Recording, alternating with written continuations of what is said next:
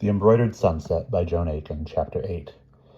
The large white metal basket containing Lucy and Dr. Adnan revolved round, and then without ceasing its horizontal spin, turned right over vertically, describing at the same time a complicated figure-eight jiggle. "Holy cow!" exclaimed Lucy. They were securely strapped in, but she made a grab for the rail. "Pray do not be discomposed, my dear Miss Lucy Snow. No harm will come to you, I promise." Dr. Adnan was laughing at her, a large expression of impeccable teeth in his pink face.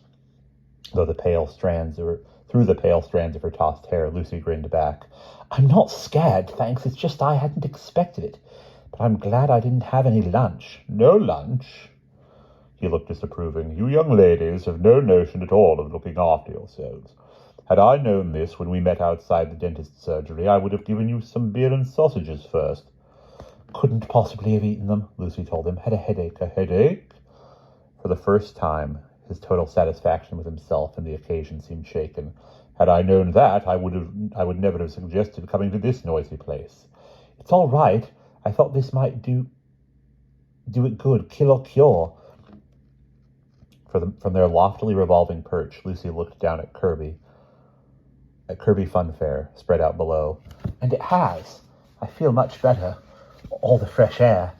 She laughed at him as she vainly tried to control her blowing hair. The basket spun over once more.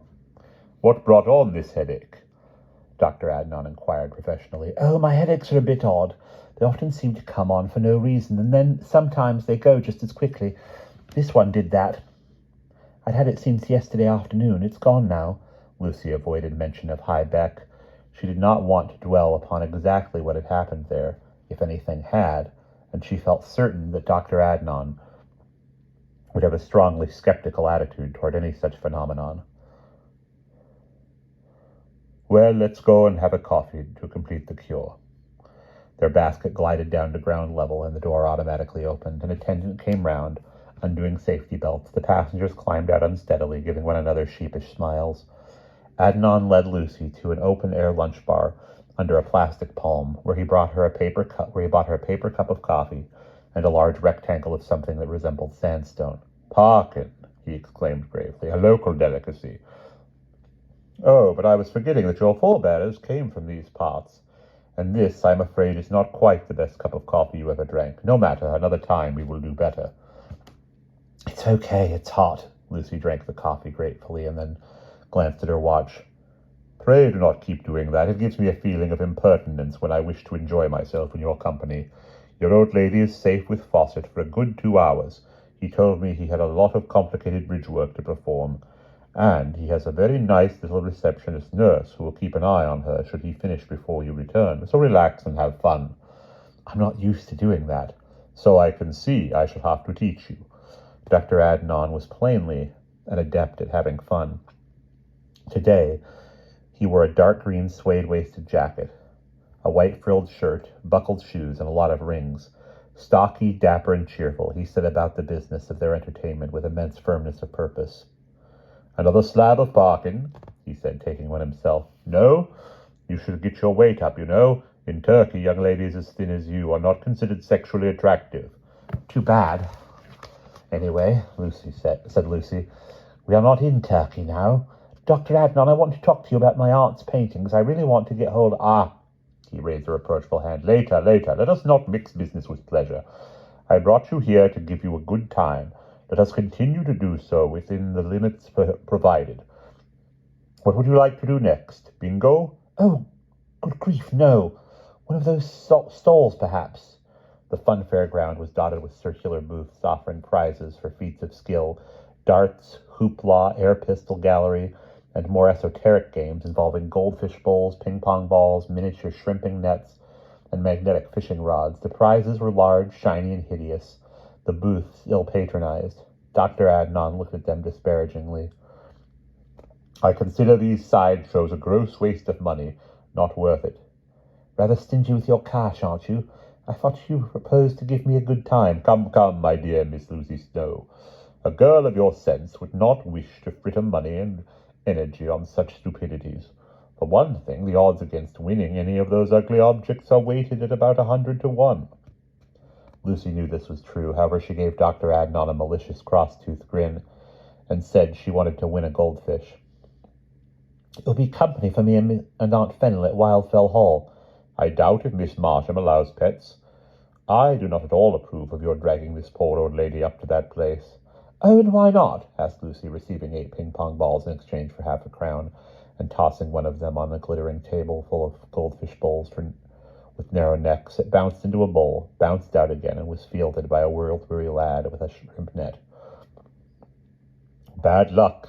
It is too solitary, that village. In Kirby, at least, there is company and amenities of civilization, and the amenities of civilization. Up there, who knows what may go on?" "She likes it up there. It's her native heath." 2 more of Lucy's balls went astray.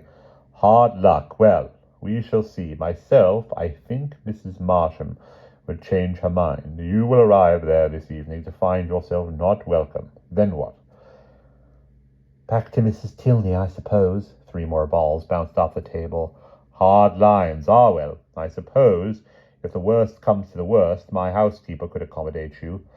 "Oh, so you have a housekeeper, do you?" The last ball shot onto the grass. "Tough cheese. Naturally I have a housekeeper, a most capable one. She has a genius for cookery, an accomplishment I doubt that you possess, Lucy Snow. She is also kind-hearted, unmalicious, and intelligent." "A perfect paragon," said Lucy coldly. "As a matter of fact, I cook quite well." "I rejoice to hear it. Shall we try this roundabout?" "Yes, let's. Isn't it pretty?" "Remarkably so. It quite puts me in mind of your aunt's art." "Yes, it does, doesn't it? Talking of which—" Pleasure first. Allow me to help you up." The main roundabout was indeed charming. The seats, gaily painted horses, hung with ropes in rows of 3 round a central steam organ whose silvered pipes rose up in a cluster of Baroque decoration, embodying enormous sequins and fluted glass in gaudy red, green, yellow, and sugar pink. Dr. Adnan swung Lucy expertly onto a central horse and took a seat beside her on the outer one, nodding significantly as he did so to the man in charge. "One of your patients?" inquired Lucy. "Just so. How small you look, perched on that fiery steed. Ah, well, we have a proverb in Turkey. All excellent things are found in little packets." "We have it too, but I thought you said young ladies as thin as I were not considered—" "Hold tight. We are off." Lucy could not help suspecting that Dr. Adnan had bribed his ex-patient to run the roundabout at twice the normal pace, for they soon accelerated to a frenzied demonic speed. The fairground about them blurred into a series of vague stripes, and the centrifugal pole swung their horses out until the cables were nearly horizontal.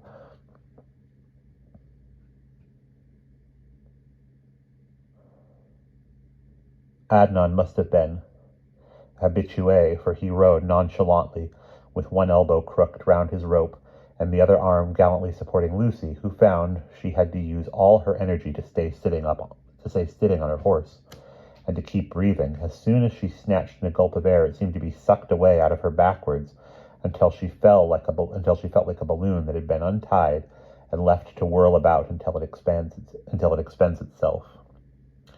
How can you sit there so calmly?"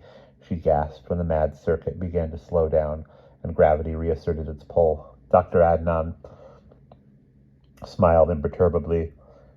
"It is all those days of youth spent riding a mettlesome camel in the desert." "Are there camels in Turkey?" Lucy asked with suspicion. "If there were not, how could I have ridden them? Allow me." He lifted her down and supported her solicitously while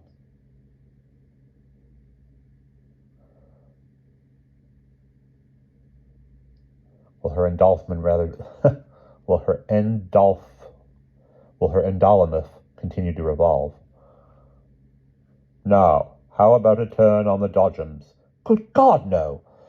"You may come in a car with me, and I shall drive. All you need to do is relax." "Thanks, but I would definitely prefer not." Lucy had already had experience of Dr. Adnan's driving after their encounter at the dentist's doorstep. He had swept her down to the fun fair in his Alpha with an insouciant disregard for steep hills, blind turns, and traffic lights. She felt sure that his technique on the dodgems would be still more uninhibited. "I'd like a hamburger now," she said firmly. All that release of adrenaline has made me hungry, and then I must go back to my aunt. Devoted girl. Very well, if you insist. Taking her arm, he piloted her to the hamburger bar, where he bought her a giant log cabin planter's punch burger and a super creamy dairy nut maple butter Swiss surprise. Now tell me about yourself. You interest me greatly, dear Miss Lucy Snow, he said, taking an enormous bite of his own king-size Yorkshire banger burger. For instance, what is your profession? Something tells me you do not intend to spend your life washing up dishes for old ladies. I'm a pianist. Going to be a pianist. Ah, with whom do you study? I'm going to learn with Max Benevek. He looked up sharply and studied her attentively. So, it is to be hoped that you will prove a speedy and proficient pupil. I shall, said Lucy with calm certainty. And how shall you afford his fees? Players of a reception such as his, in a state of health such as his, do not teach for chicken feed. He said I should not worry about his fees, so I'm not worrying, but of course I shall pay him back if I get the chance. In the meantime, I sent him one of Aunt Fennel's pictures. It was the best present I could think of. Good God, my dear girl, what a singularly reckless thing to do. Adnan appeared, startled and not best pleased. He set his coffee mug down with a splashing jolt. Why? It was Lucy's turn to scrutinize him intently. She pushed aside her fringe. Why? Are you not aware that Benevik is a friend of Picasso, of Britain, Kamansky, Rittenstein? If he likes this picture, as no doubt he will, in no time there will be a horde of experts and collectors descending like lemons, like locusts, hunting for every scrap of material that your aunt ever pinned together. So what? That's what I hope. They'll pay handsomely, and the old girl will end her days in comfort. Lucy, you are a simple, naive, trusting girl. That is why I have taken such a fancy to you, Dr. Adnan said in parentheses. But I think it is unlikely that matters will work out as you expect. I think it is very unlikely. For one thing, there is the small but important question of present ownership. All those dear souls in the village who still have pictures. Do you think they are likely to endow your aunt with the proceeds if art dealers come offering them hundreds of pounds? Of course they will, Lucy said stoutly, but she did suffer a slight qualm. Ought she to write a warning to Max Benevek? No, the thing was simply to get on with collecting pictures as fast as possible. Living up at Appleby would facilitate this. Then what about the uncle who employs you to hunt down the old lady's works? If they become international art treasures, it will complicate his affairs. Did you know that an export license is needful if you ship out of the UK a picture or a bit of sculpture worth more than £200?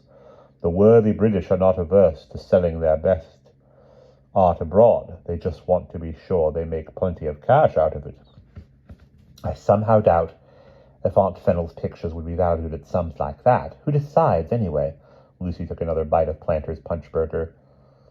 There is a revolving committee for the export of works of art. You seem to know a lot about it. She glanced at him narrowly. To be sure, I take an interest in all such matters. So you see, it is to be hoped that Benevik acts with discretion. Oh, he will, Lucy said with confidence. You are in love with this Benevik, Dr. Adnan said crossly. It is a great piece of folly on top of all your other follies. How could you have embarked on such a short-term venture? Lucy's mouth dropped open. Her face slowly went pink. What utter nonsense, she said. Nonsense? Every time you speak of him, your face, your voice, your whole personality changes. For the better, one can't deny. Love is a very humanizing influence, which there is no doubt you need. But what a waste. It makes one impatient. How can you be so silly? I only met him once for 15 minutes. Anyway, I don't see what concern it is of yours if I am in love with the whole Vienna Philharmonic Orchestra, Lucy said with spirit. And now I should like to go back to my aunt, if you'll be so kind as to drive me. Fawcett must have finished with her, or just about. Adnan looked at his watch. I doubt it, but very well. I was going to offer to take you back to my house and give you a choice of one of the aunt's pictures that I have there, he said. Mind, it was against my own inclinations, but one must occasionally perform a disinterested action. And a single picture I think I might be able to part with. Two? No, I think not. One, however, you may have, in token of my friendly regard to you. That's big of you, I appreciate it, Lucy said dryly. She glanced at him, half touched, half suspicious. I'll take you up on that, but not right now. She looked at her own watch. I really am anxious to get back to Fawcett's surgery. If you must. What a stickler for punctuality. But how will you ever have a chance to come and select your picture when you are washing dishes at Wildfell Hall?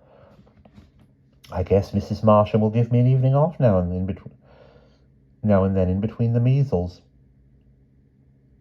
He paid the bill, and they crossed the promenade and descended the steps of the subterranean car park. The borough surveyor, Adnan told Lucy, leisurely selecting a key and opening the passenger door of his Alpha, informs me that this place is highly dangerous. Never use it in stormy weather unless drowning is your preferred death. Oh, really? Why? asked Lucy, wishing he would hurry. Inadequate drainage. If the sea were to break over the promenade, as occasionally happens in a northeast gale, in sufficient quantity to cover the cars to prevent people driving them away. Yes, I see. She gave a slight shudder, scanning the dark, cavernous place.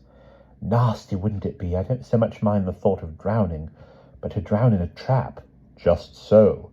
He started the engine and paused at the barrier to pay.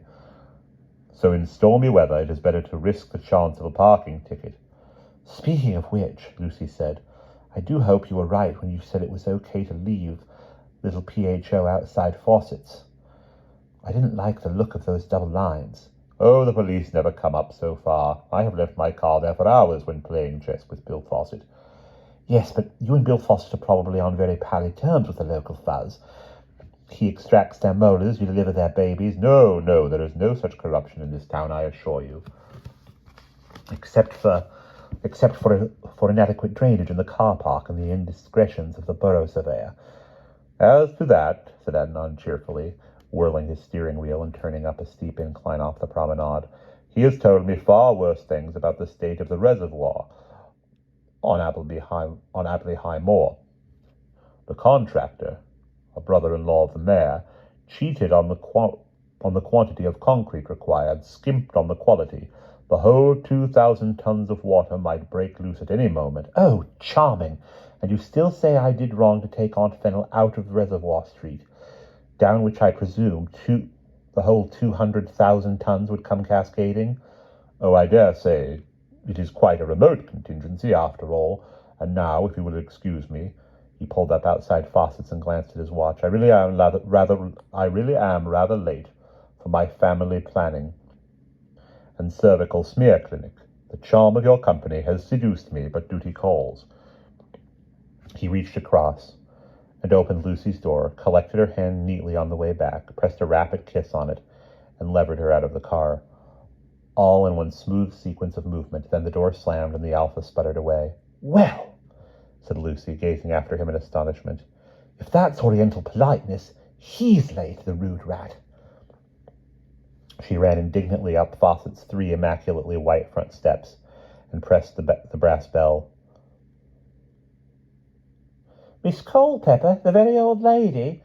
Fawcett's nice little receptionist nurse, a velvet-skinned, kittenish child of surely no more than 16, was nevertheless at least 5 months pregnant, ought to have attended Adnan's family planning clinic, Lucy thought uncharitably. The old lady in the white hat? Oh, yes. She left ages ago. She left, but I thought Mr. Fawcett said he was going to be at least 2 hours with her. Oh, yes. He got through ever so much quicker than he thought he would. But I told her to wait here till I came to pick her up. Did you? The receptionist was not really interested. Yes. She went off, remembered some shopping she wanted to do, I expect. Yes. Ever such a long time ago that would be.